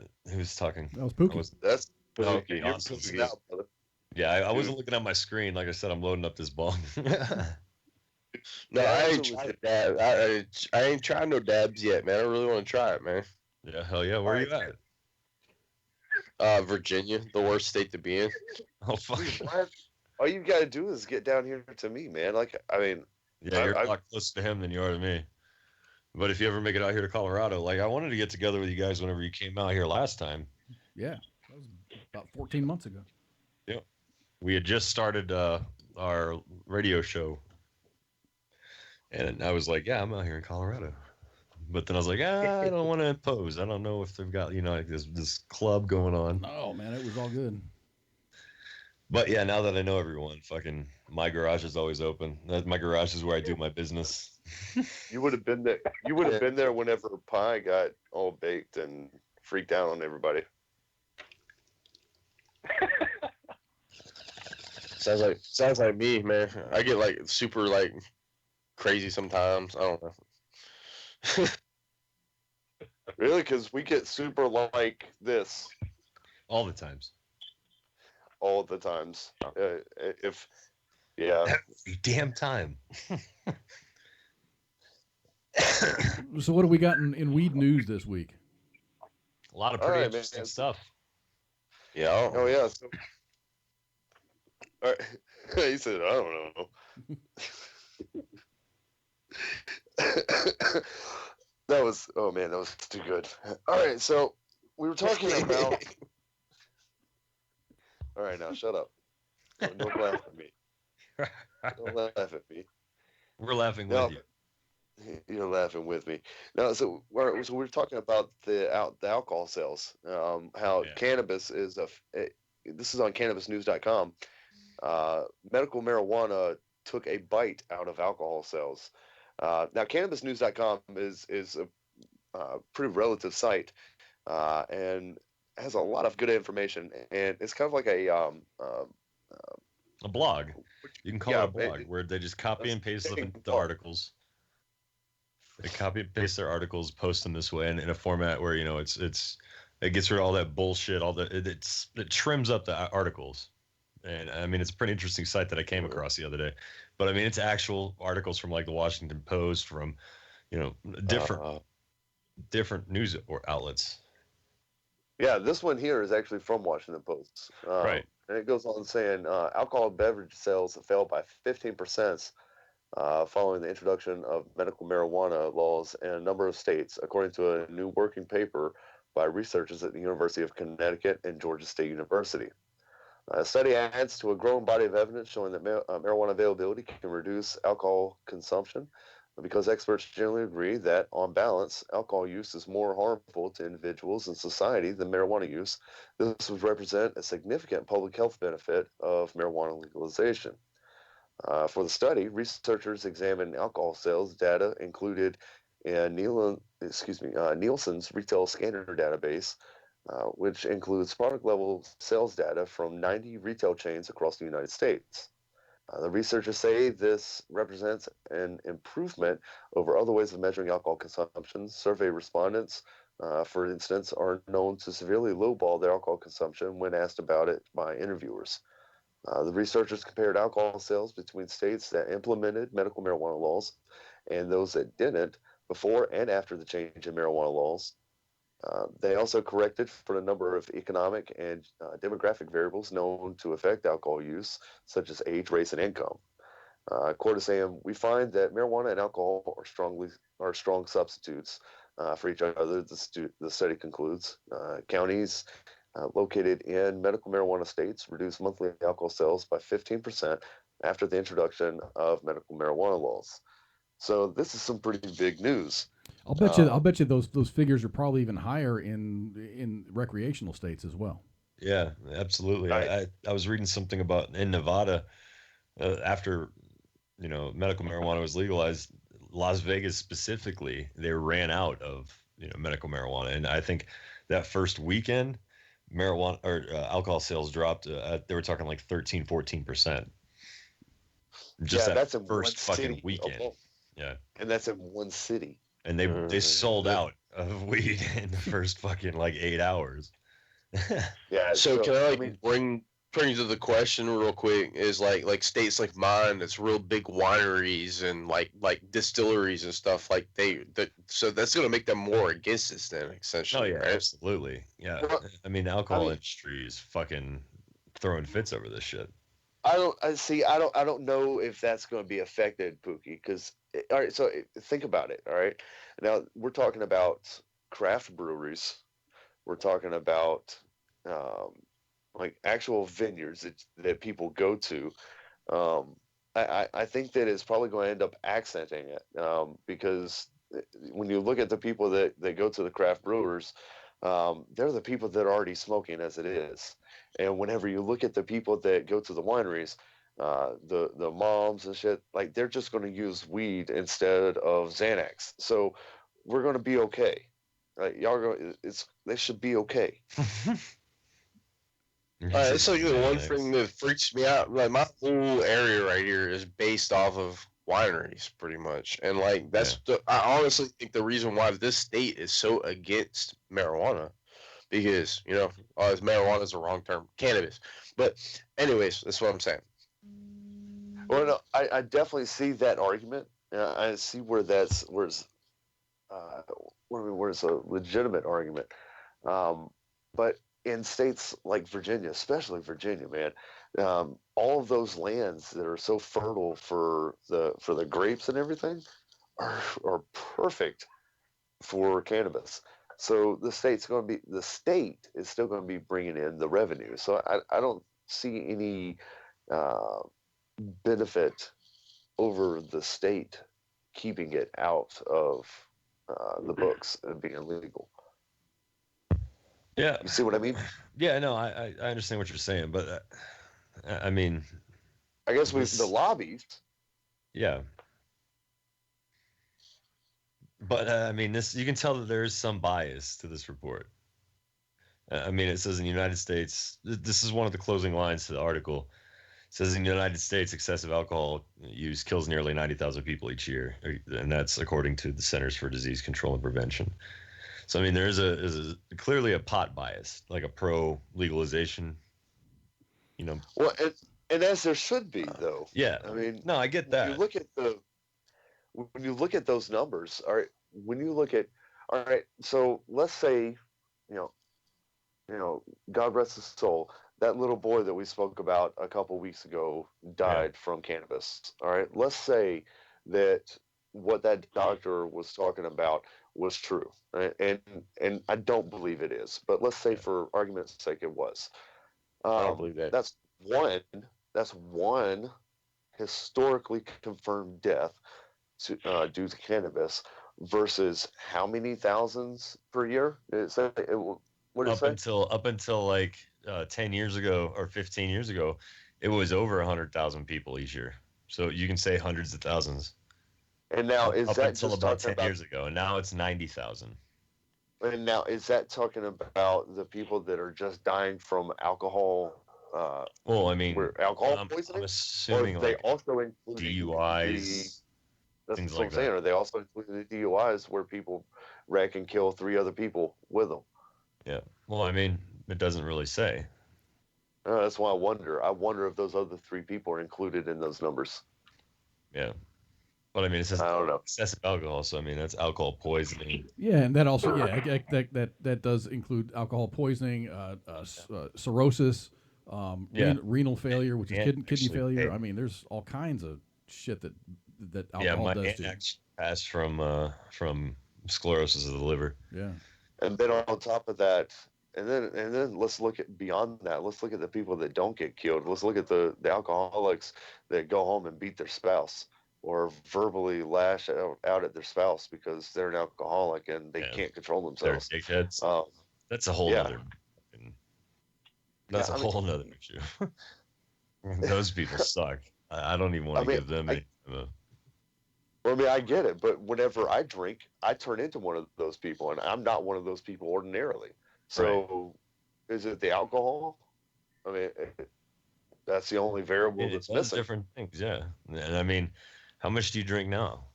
You drink every now and then when you go fishing. Yeah, basically. Yeah. When I go fishing or whenever I'm at a bonfire or something, I'll drink. Yeah. But I used to drink all the time until the fucking army gave me seizures. Now I can't drink, but I was never really an asshole when I drank. I was more of a, I just wanted to, I don't know. Well, I mean, I was a cherry drunk until I wasn't. Yeah. So right. I would drink and drink and drink, and I would be cheery up until I got to where I drank so much, and then I was asshole. Yeah, I kept a rum company in business in Germany. But no, it was like I can't remember a time where I got blacked out drunk, and my wife told me that I fucking hit her or did anything stupid like that. So yeah. But I mean, weed. I've got weed now, so I don't need to drink. Exactly. And how many people smoke weed, just smoke a bowl or have an edible or something, and go in and get super interested helping your kids doing their homework, shit like that. That's what happens when I smoke. Right. I get in there and I get in there and that's 100% right there. You clean the house. Yeah. Yeah. Just sit there at the table when they're doing their homework and talk to them, just happy, just legitimately fascinated with what they're saying. That's me when I smoke a bowl. So it's different, alcohol never made me like that. I mean, it didn't make me like a prick or anything, but it never increased my interest in, the people that I love and care about. Exactly. You were more coordinated with like getting more alcohol at that point. That's the way it usually works. That was my focus. I mean, I did keep a rum company in business, so yeah, that was my focus. Was getting drinks, but and there's a lot of people that drink as like self-medicating. Right. So no, I agree with that. No, absolutely. And it's sad because they don't have how they would be able to turn to cannabis. Like they'd be able to have if they had cannabis, would they continue drinking to self-medicate? Like look at what's going on look at what's going on in Indiana. We were talking about this earlier today, where we've got the governor and the attorney general disagreeing on CBD. This shit is great. Right? So Indiana's governor continues to contradict the state attorney general when it comes to CBD. Yesterday, 1 week after Attorney General Curtis Hill released an advisory opinion declaring CBD oil illegal in Indiana, the governor released a statement that suggested some types of CBD oil were still permissible. Quote is saying, applicable laws and opinions guide me to direct the excise police to perform normal periodic regulatory spot checks of CBD oil products, focusing on those products which contain any level of THC. Because CBD oil has been sold in Indiana for several years, the excise police will use the next 60 days to educate, inform, and issue warnings to retailers and blah, blah, blah. And going on talking about how the oil can only contain CBD. If it has any THC in it, it's considered illegal, but the CBD pure oils are permissible. And the Attorney General has said otherwise. So this is some pretty good back and forth. So who wins? I mean, I guess your Attorney General writes the policy, and you know, I guess he says, okay, we're going to be enthusiastic about enforcing this law. I mean, the Attorney General can't pass a law. Right. Yeah. I mean, honestly, it boils down to the governor pretty much at that point. Yeah, I think that you go with the governor's word on this. What do you think about that, Louis? What's that? About the what do you think? The governor and the fucking attorney general. Who do you think wins that battle? I'll be the governor, I'm sure. I mean, it's his final say, right? Yeah. Well, I mean, if he says it's legal, it's legal because I mean, the governor is the head person that writes the laws. I mean, hell, he can go ahead and veto a law that you know. Yeah. He can essentially just pardon anyone that like the attorney general exercises at that point. Yeah. So it's just another attorney general that's generally a dick. You know, you got Jeff Sessions, and then this guy. I mean, there's been proven medical benefits to CBD oil. You know, it does stop seizures. It does help with freaking, Parkinson's. It does. There's been studies, but because our government can't, figure out the best way to regulate a fucking plant, they're still trying to fucking drag the dick in the dirt whenever this shit's becoming legal. And it's like a fucking stone rolling downhill, Gotta tax it. Gotta find a way to tax it. Exactly. Once they do that, it'll be legal because they can make their fucking money off of it. Restock their coffers, See, they know how to tax it. So, guys, I mean, this is going to be cannabis is going to be no different than corn or soybeans or anything. I mean, it was as common as corn back in the day. Hemp was. Exactly. That's what I'm saying. I mean, as soon as we're able to grow it, as soon as it is legal, it's the price is going to go down, and it's going to become a major commodity thing you can buy at a smoke shop. Exactly. Say again. How much has Colorado made off of weed since they made it legal? Billions. It was like 500 million last year. We were talking about it. We actually did a show about that, a segment of the show. It hit $500 million since legalization, just in taxes. I just posted something in a news article room about Canada is looking at billions of dollars for legal marijuana. So yeah. I mean, that's what's going to happen when we legalize federally. Canada, right? Is this what you said? Yeah. Yeah, Canada. That's those billions of dollars federally. This billions of dollars come in, But until marijuana is as profitable as big pharma, it's not worth the government's time to try to defend it, Well, then it's not just Go ahead. What's that? If it was legal on a national level, where every state was able to consume, it would be able to compete with big pharma. Like hands down, it would be able to. Yeah, but because it can't right now, big pharma can keep paying these guys. They can keep big pharma, big oil, the plastics. I can keep going all day long with the benefits of just this one plant. So yeah, okay. Yeah, it's not all benefits of this plant are medicinal. I mean you've got we've only unlocked 2 or 3 of the major of the hundreds of different combinations of, you got CBD, you got THC, you got CBN, and then those are just the 3 major ones. There's hundreds of others. WTF Nation Radio, you're on the air. Hey guys, what's going on? It's Doc Derek out of the chat. Hey, what's up, Doc? What's going on, Doc? Not much. You guys doing all right tonight? Oh yeah, we're talking about. It's good to hear from you. We're talking about so we're talking about the benefits of cannabis.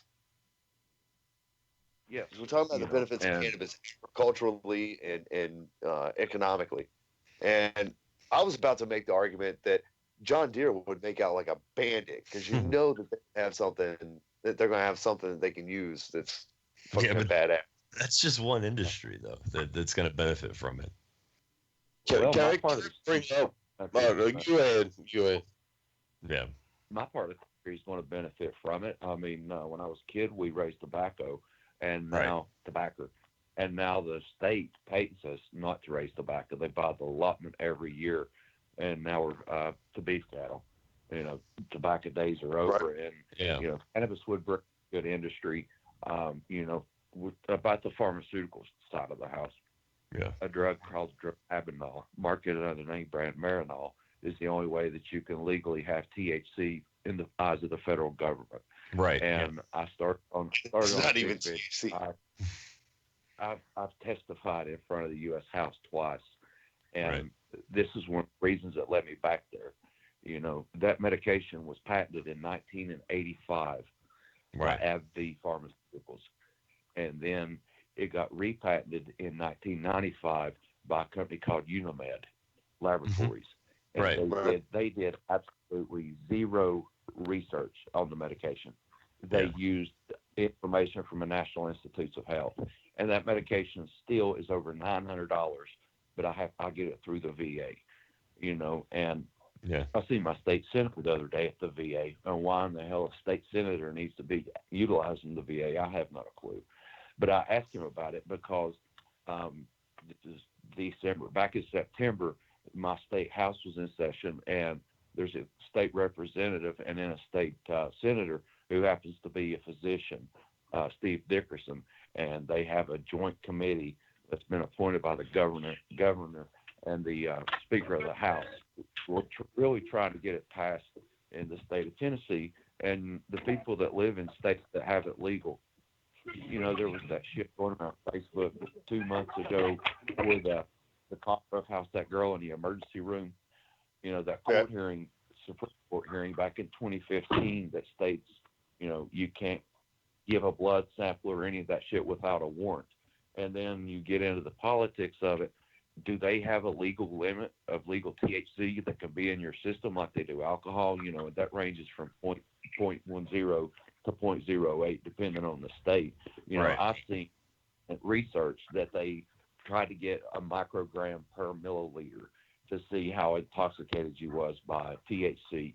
You know, and I guess they can only do that if you're in an accident, because I've seen several things about that Supreme Court hearing in 2015. How else can they do it other than test your blood? And you're not going to pay to train every law enforcement officer in a municipality so they can draw blood to see how much THC you have in your system. Yeah, but even if it's in your blood, it metabolizes in your fat. So even if they do a blood sample, it's not going to necessarily tell them when the last time you've used. It's just going to tell them that you have used. Right, and then even then, that's why even Colorado here in Colorado, they can't do that. They can't use that. They only can pull you over a suspicion of driving under the influence, and then they can do a field sobriety test. If you fail that, then they can detain you. But I mean, you can argue all day that there's no way for them to tell the last time that you've, you know, used marijuana. And then even after that, it's the fact of THC is fat soluble, so it's going to be dependent upon the amount of fat in your blood, what type of fat it is. Exactly what type of fat it is, how your body metabolizes that fat. That's the problem. But we're talking to Doc about these things, so I mean, he knows about these things. I mean, Doc, I know you get it, but it's a difficult. It's difficult. Right, but how do they test? Like, how do they test for? How do they test now for? Like for somebody that's on chronic pain management where narcotics are included. You know, I got into a car accident whenever I was being treated for chronic pain with the myriad of pills that they gave me. And your back has more breaks than, you know, the Senate. Easily. But I got into a car accident, and the police officer let me go because she knew that I wasn't. She knew that I just took my medicine, you know, my daily meds. But and she definitely shouldn't have let me go. She drove me home. That's But nice of her. it was, but how? That's very nice of her. If you were black, you'd be dead. 100%, man. I've been lucky as a suck dick. And there was a time that I should have went to jail while I was taking that myriad of pills, and Xanax was my enemy. And I wrecked my car and hit a Jeep that flipped the Jeep, and it had a 6-year-old kid in it. And that woke me up and realized I needed to get off Xanax. Yeah. And then but I used to have another bad addiction, and it was cool for me to do narcotics and Xanax and stuff because they come out of a bottle. Give me a piss test, man. I got a prescription for it. I'm not supposed to take 15. I got a prescription for it. Right. And when I got the prescription of Paranol, that's literally to me a get out of jail free card.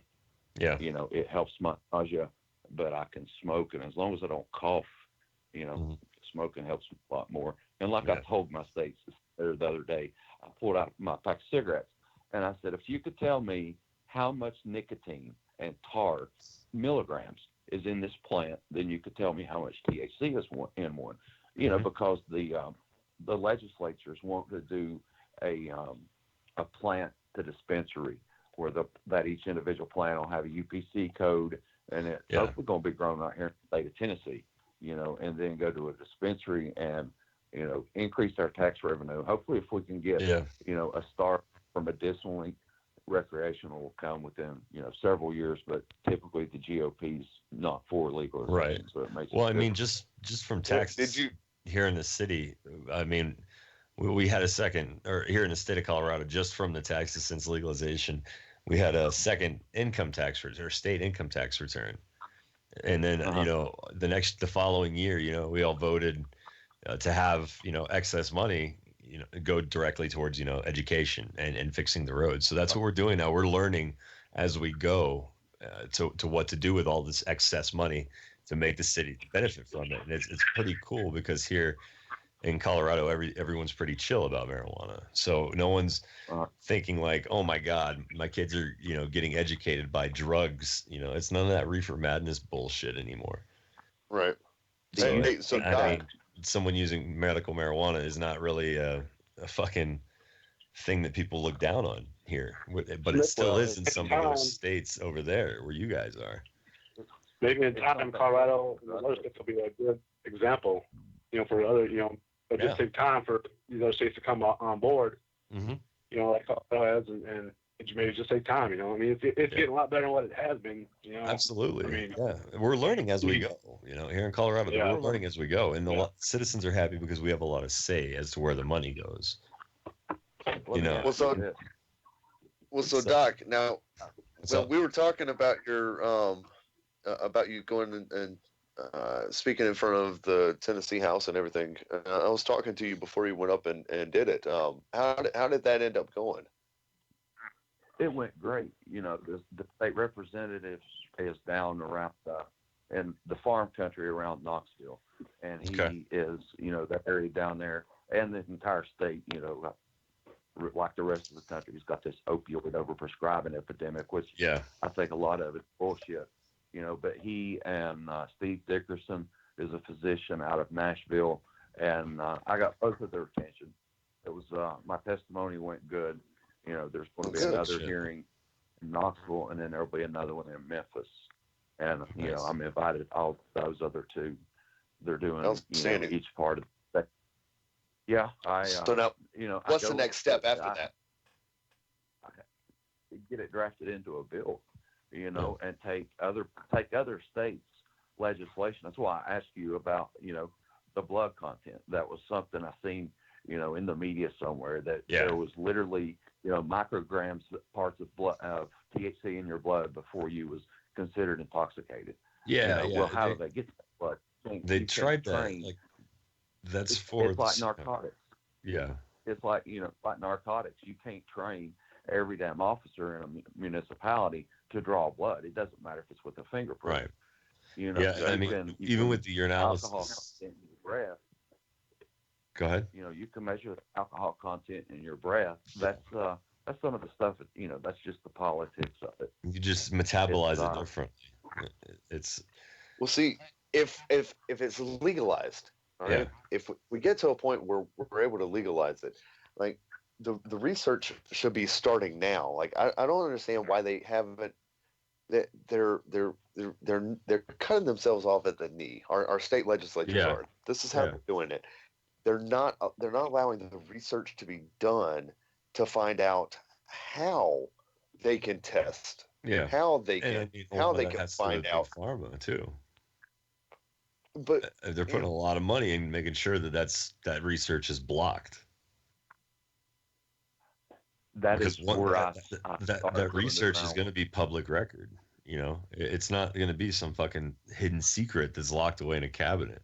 That's going to be public record. And once people find out that these actual studies, you know, benefit medical marijuana, the Big Pharma is not going to allow that to go out.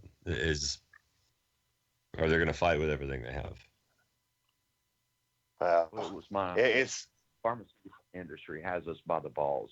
They do. And, you know, it's hard for a politician to say that he doesn't agree with the pharmaceutical industry when I look into his campaign finance reports and see how much that they gave to him. Exactly. You know, my U.S. congressman is the chairman of the House VA committee, Phil Rowe, who was OBGYN here in Johnson City. And, you know, they can't explain it. They have no answers for it. And I am one of the, you know, the prime candidates of it. I have epilepsy. Yeah, me too, man. Me too. I'm epileptic. I had a penetrating brain injury, and I'm missing a third of my brain because of it. So I had this kick-ass horseshoe scar out of my head. Oh, you know, and you've got it a little worse than me. My seizures are just, you know, the malaria meds induced.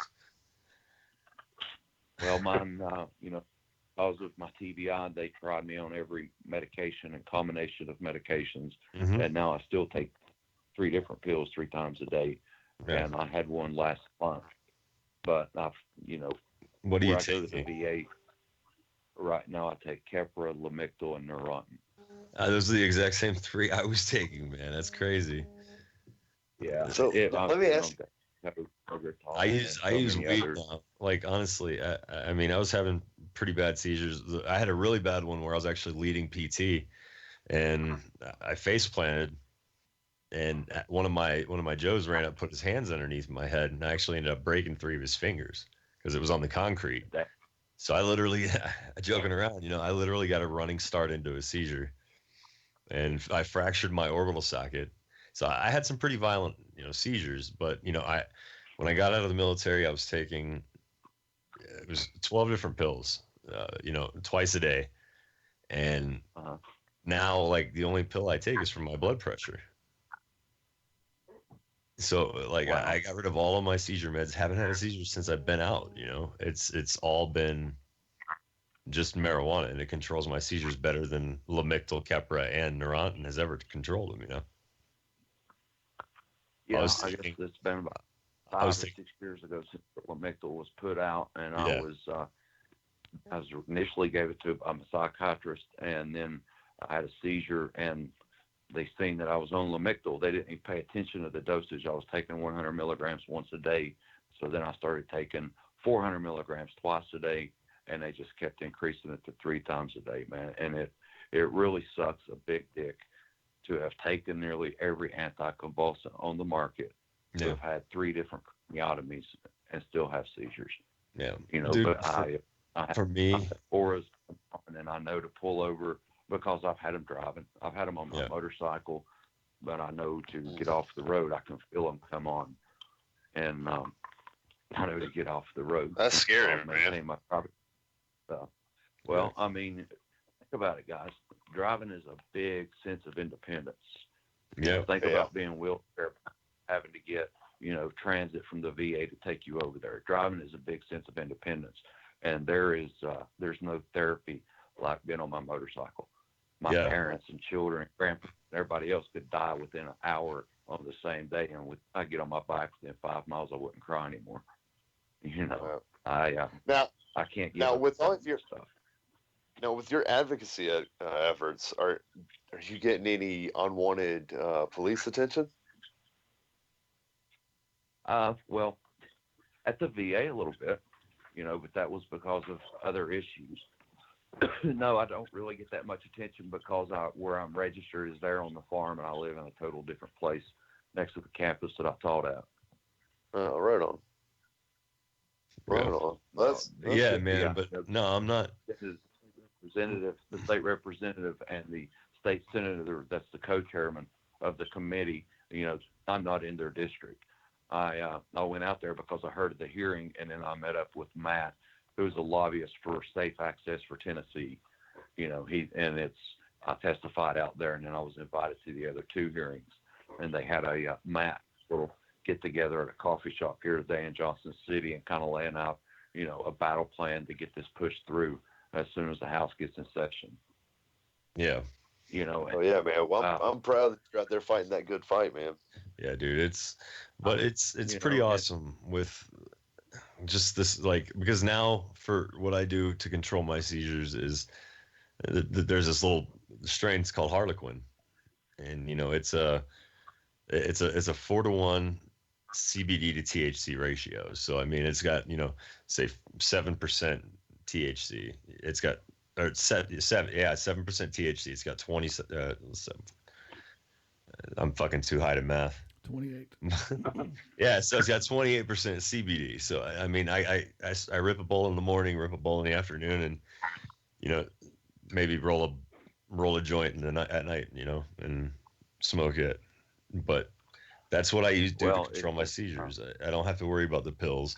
And I told my VA neurologist that here in Colorado, and she said unofficially, she clapped when I told her that I stopped taking the pills, and because I didn't call in refills, and I had an appointment with her, and I told her I stopped using the pills, and I started using medical marijuana, and she clapped, and she's like, well, I'm still gonna I'm still going to prescribe you the pills just in case, because this is all out of pocket. All this, me buying marijuana here in Colorado, is all out of fucking pocket. So, she realizes that, I might not always be able to go to the dispensary and fucking pick up a fucking ounce of weed. Right. I wish. I was actually put on the Marinol with my neurologist. Yeah. Because of weight issues, losing 80 pounds. And yeah, he that believes helps in it. with nausea, right? Marinol. I think my grandfather was taking that. That helps with nausea, right? Yeah. Yeah, I think my grandfather was taking that. He had mesothelioma. Yeah, they mostly prescribe it to cancer patients. And yeah, had a brain injury, my bladder and my stomach's paralyzed, so I don't eat and piss much at all. And my neurologist put and hopefully, I keep on fighting the fight, because when I walk into one of those hearings, if I'm dealing with my U.S. congressman, a lot of times I've worn my dress blues with a bow tie, so I'm not technically in uniform, but I'm dressed in a $1,200 Armani suit in Nashville with a with shaved head, with a real high and tight. You see that big kick-ass horseshoe scar on the side of my head, and tell me, Mr. Congressman, why I shouldn't be able to access medical marijuana. Oh, really? GlaxoSmithKline gave you money? I'll be damned. How much? Did they take you out to a real nice restaurant to give it to you? Who's padding your pockets? And United States and New Zealand are only two countries in the civilized world that allow pharmaceutical companies to advertise. You can't watch the damn national news without seeing Prevnar, Linzess, and just to name two of them. There's so much that can be, treated with medical marijuana, but the politics get into it with how much can be in your system before you're intoxicated. Yeah, let's not worry about saving lives. Let's worry about the people that are going to abuse it first. Yeah, it's a bit odd how things work right now, and it's obvious with this issue going on in Indiana, where the governor and the attorney general are completely on opposite sides of the spectrum. That just shows how divided we are. If one city's like that, or one state's like that, it's nuts. Yeah, and Jeff Sessions says that he's going to crack down on it, and I thought that Trump said a couple of years ago that Trey Gowdy would be his attorney general, which he would be a damn good He's a. Dude, I wish Gaudier got it. We posted. This is Jason. I put up a post a few weeks ago where Gaudy was bitching about the scheduling of cannabis, and made all of the right points, and it didn't get anywhere. They couldn't get any answers. Nope. It never does, dude. It's dumbfounding how often the question's asked. You'd assume that people would research this shit, but no, it's just jaw dropping. In the case of the pill, when you take double-9 THC and compare it to a plant, the only difference is the pill synthetic and it's in sesame seed oil. Mm-hmm. What they don't have a leg to stand on. Yeah. You could do the same thing to a plant, just like you can tell the nicotine it's in tobacco. And I can grow it in my backyard or my closet. That's what scares them. They can't. Exactly. They're still trying to figure out how to regulate it. And they just legalized. The FDA just approved the final everything synthetic, for synthetic THC. So like what the fuck? How can they with a straight face justify the schedule of it doesn't make sense, Schedule 1 with no medical benefits whenever we've got multiple applications for synthetic cannabis? Yeah, that's insane, man. Yeah, it's crazy. That's Marinol that I'm taking right now. Yeah, it's a Schedule 4, like benzodiazepines. It comes to the mail, but it's not signature confirmation mail like narcotics used to be. It's a Schedule 4 substance. It's not a Schedule 2 or a Schedule 1. And how do you justify that marijuana is Schedule 1 has no medicinal value when you give it to us under big pharma under the name Marinol?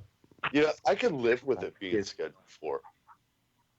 It's stupid. It's even scheduled at all. It's a fucking plant. I think it's scheduled, but I could live with it being a Schedule 4 because then we still have access to it.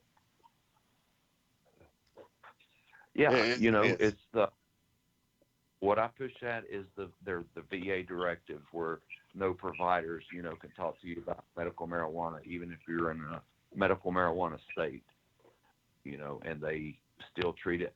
Have you seen the shit where Hawaii, the Honolulu police, everyone that has a medical marijuana card has to surrender their firearms?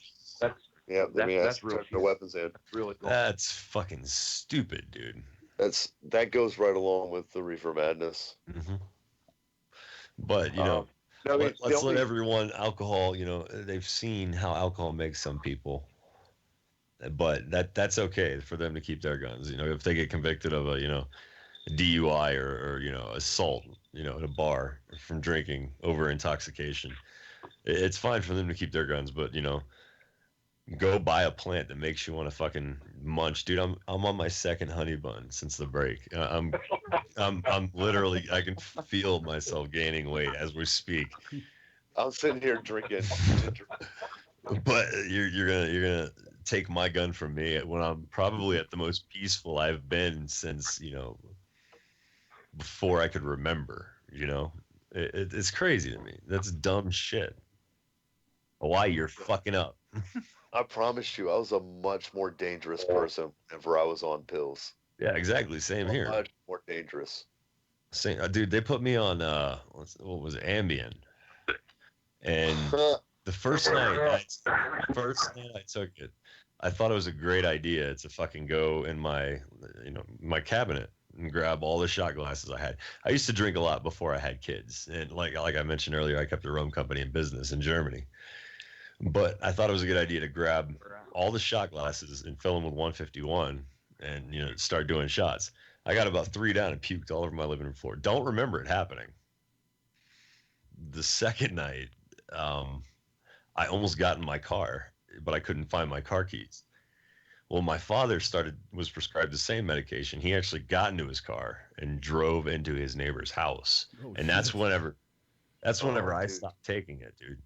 Well, see, I never drove anybody's house, but I was on Ambien for a long time, and I got into a lot of knockdown, drag out fights with my ex-wife that I don't even fucking remember. That's crazy, dude. Because you're like so fucking chill on weed, you know. But I also remember like coming to at some point and being in some random driveway. I never like ran into. I never hit anything that I know of. Yeah. But I would. My truck would be in a random driveway, like 2 or 3 driveways down from my house, and I was just sitting in the truck sleeping. I got my truck and drove. You parked in your neighbor's driveway just because? Yeah, dude, and like it was always the same neighbor. The neighbor knew what was going on because it happened. I mean, this insane, happened. I put milk. I would put milk in the cupboard. Yeah. I remember putting milk up into. Well, I don't remember it, but I remember pictures. Yeah. Of milk, yes, because pictures were taken and they still get shown to this day. My ex-wife showed my current wife these pictures already. All right, It happens. But there's a picture of a full gallon of milk up in the cabinet next to the glasses. Fucking so weird, dude. I'll always have to take something for insomnia, like I do seizures. Yeah, no, man. I hope that you're the movement you have going on over there. I hope it succeeds. I honestly do, because I think you'll benefit more from actual whole plant cannabis than you will from synthetic, pretending marijuana. Right. Well, I think one of the best things we can do to educate each other, like through shows like this. I appreciate you all taking my call. Hey, hey, we're glad to have you on, man. First time caller. Really glad to have you on, bro. Good deal, man. You all have a good night. Have a good night, Doc. Thanks for joining us, man. Yep.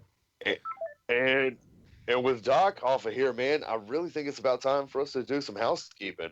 Yeah, I want to thank Louis real quick. I want to thank Louis for calling in, and I don't know if he's still on the line with us, but things got kind of chaotic. But one of our buddies, Baby Blanc, he's gonna call in next week, and he wants to chill with us. He tried to call a bunch of times to get on, but couldn't get through because I guess we had so many people. Yeah, this has been an awesome show, man. Dude, and I want to give another shout out to Kaz, because Kaz came through again. You're the man, Kaz. Oh man, thanks. Yeah, dude. Thank you, like I said, so I'm going to be working on building my broadcast station this week. So we ought to be back. We ought to be back full swing. But no, even when we're back independent, we're happy to have Kaz on anytime. Sure thing, man. Yep. I'm always tuning in anyway. I might as well broadcast for you, right? Oh yeah, and Pookie, and yeah, but without you, it wouldn't be possible. So we appreciate that, man.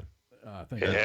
Right now. We've had most of the WTF Nation radio staff on the air tonight. We had Mud Pup, we had Mike Golf, we had Pookie, we got Cause.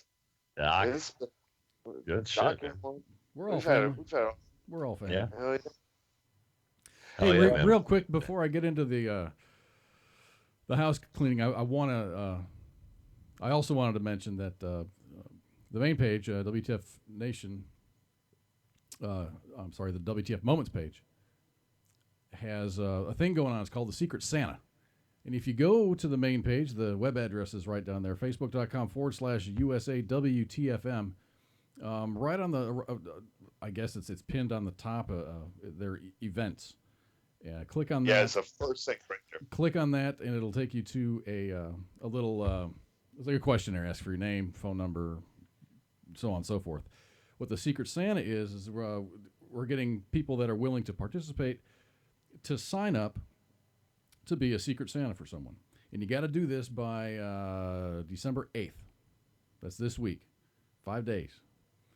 On the 9th, they're gonna match names up, and they're gonna supply those names to you, and just go out and get them a gift. There's no price limit. There's no minimum. There's no maximum. So, if you want to get paired up with another member of the WTF Nation, go and check it out on the U.S. Army WTF Moments page. Is there just a quick question? Something I was thinking about that, cause is there a possibility where you can, ask to be paired with someone that's deployed overseas? I don't know the answer to that. I didn't see that information. I think that would. Well, we got ears inside, the main page. Right. So we can figure that out. Yeah. So go and hit up the main page at facebook.com/USAWTFM. And go ahead and sign up, man. The more the merrier. When I signed up this morning, there was about 260 and some change, plus or minus, folks signed up. Hopefully, we're trying to get that boosted up. So, like I said, the more the merrier. Anyway, we got shows 6 nights a week, folks. Tomorrow night, Ice is going to be doing the Monday edition. He's got Matt Saint Singh from CBS Radio's Connecting Vets. He's a journalist. He covers Capitol Hill full time for CBS Radio's Connecting Vets, and he reports on all the legislation that may have an impact on veterans. He's going to be on the show tomorrow night. Tuesday we have Tied Up Tuesday with Minx. There's no scheduled guest, but things might change. Wednesdays are, as Ice puts it, it's our Donza day. It's our day off, so there's no show on Wednesday night. Thursday we're back with Ice with Sergeant's Time, and Ice is going to be doing a show with Car Santa, Cars for Heroes. Cars for Heroes is a nonprofit organization that provides free, reliable transportation to veterans and their families that otherwise would not be able to obtain transportation themselves. So they'll be on the program. Sounds pretty cool too. I know, doesn't it? I mean, all these organizations. There's a lot of great veteran organizations out there.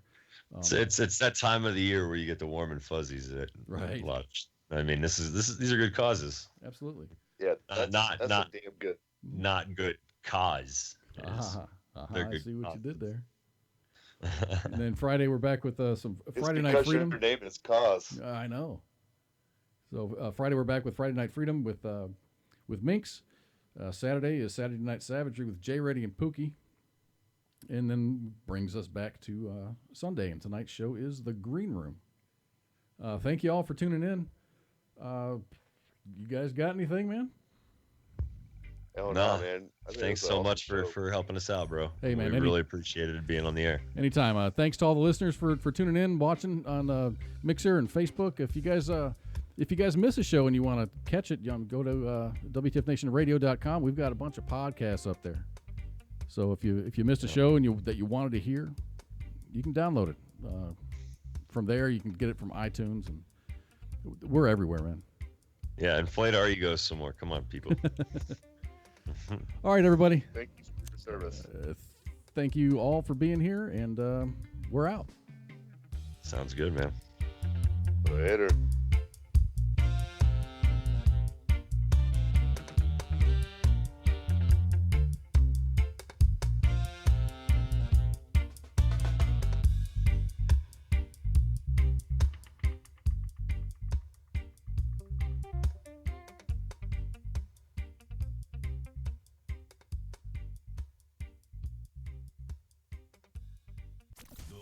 Of U.S. Army WTF Moments. This is WTF Nation Radio. Did you make a wish? Yeah. What'd you wish for? I wish for WTF Nation Radio. WTF Nation Radio.